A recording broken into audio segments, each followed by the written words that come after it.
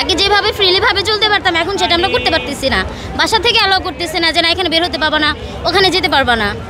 আরও ভালো হওয়া দরকার, কেন এখন যে অবস্থা দেখা যাচ্ছে মানে আমাদের নিজেরও সিকিউরিটি নেই, এরকম একটা অবস্থা।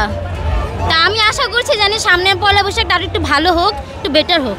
আমরা তো দেখতে পাচ্ছি আইন শৃঙ্খলা বাহিনী যথেষ্ট তদারকি। হ্যাঁ, এটা করতেছে, তারপর আমাদের ভিতরে তো একটা ভয় কাজ করতেছে। আগে যেভাবে ফ্রিলিভাবে চলতে পারতাম এখন সেটা আমরা করতে পারতেছি না। বাসা থেকে অ্যালাউ করতেছে না যে না এখানে বের হতে পারবা না, ওখানে যেতে পারবা না।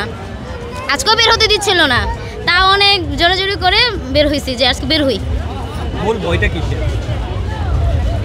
চারিদিকে তো একটা জিনিসই ছড়াচ্ছে, রেপ বা টিচ, এগুলাই হচ্ছে ফ্যামিলির একটা ভয়ের কারণ। তো গত 2-3 বছরই রোজার মধ্যে বৈশাখ হয়েছে, ওরকমভাবে তো ঘোরাফেরা করা হয়নি।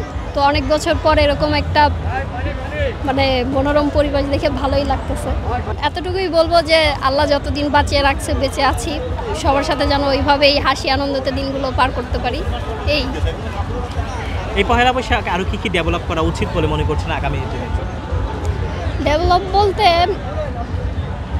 অনেক কিছুই আছে, এখন কোনটা বলবো বুঝতে পারতেছি না। মানে আমাদের যে মানে পরিবেশের যে ব্যাপারটা, আমরা হই হুল্লোড় তো করতে একটু বেশি পছন্দ করি। তো দেখা যায় এটা তো হচ্ছে ঘোরাফেরার একটা পরিবেশ, ফ্যামিলি নিয়ে অনেকে ঘুরতে আসতেছে, রমনা পার্ক আর কি। তো এখানে কাপলদের যে বিষয়টা, তাদের যে প্রাইভেসির যে বিষয়টা, আমার মনে হয় এরকম পরিবেশে আসলে তারা যদি একটু এগুলো ইগনোর করে চলে আমাদের জন্য এটা ভালো হয়। কারণ ফ্যামিলি নিয়ে ঘুরতে আসলে দেখা যায় যে লজ্জার মুখোমুখি পড়তে হয়, অনেক কিছু মেনটেন করে চলতে হয়। তো তাদের জন্য দেখা যায় যে পরিবেশটা অনেকটা হয়ে যায়। তো তারা যদি একটু এই সময়টা অ্যাটলিস্ট মেনটেন করে চলতো তাহলে মেবি ভালো হচ্ছে। যে একটা টাইম একজনের হাতে ছিল দেশটা, এখন একজনের হাতে।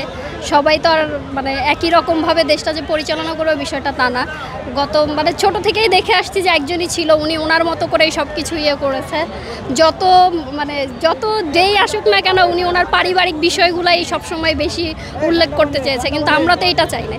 আমরা চাইছি আমরা দেশ সম্পর্কে জানবো, জাতি সম্পর্কে জানবো, আমরা বিভিন্ন সংস্কৃতি নিয়ে কথা বলবো। কেন অনলি এটা ফ্যামিলির মধ্যে থাকবে? যেমন এই বছর আমরা নতুন অনেক কিছু দেখেছি, নট অনলি ফ্যামিলি, পুরো বিশ্বকে আমরা কিছু দেখানোর মতো পেয়েছি। যেমন হচ্ছে যে গতদিনই তো ডক্টর ইউনুস যেটা হচ্ছে যে ড্রোনের মাধ্যমে দেখালো, একটা ইউনিক ছিল বিষয়টা। আমরা বাহিরের কান্ট্রিগুলোতে এগুলো দেখেছি, এর আগে কিন্তু বাংলাদেশে এরকম কিছু হয়নি।